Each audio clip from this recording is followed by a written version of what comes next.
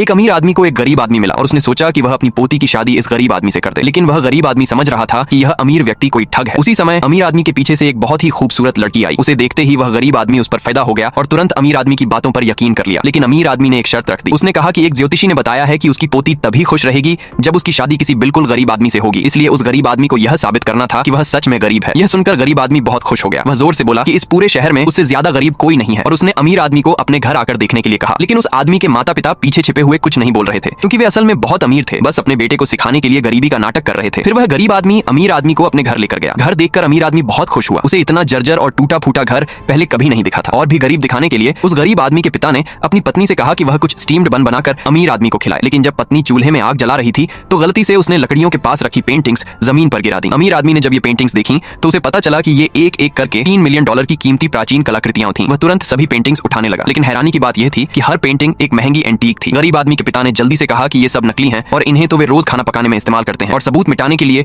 उसने तुरंत उन सभी पेंटिंग्स को जला दिया। लेकिन तभी अमीर आदमी को एक अजीब सी गंध आई। यह गंध जमीन पर पड़े मुर्गी के दाने से आ रही थी। अमीर आदमी की पोती ने वह दाना उठाकर सूंघा और पता चला कि यह मुर्गी का दाना नहीं बल्कि $2 मिलियन प्रति ग्राम वाली कीमती कैवियार थी। यह देखकर गरीब आदमी के पिता डर गए और तुरंत मुर्गी को ही उठाकर ले गए। नेक्स्ट पार्ट के लिए सब्सक्राइब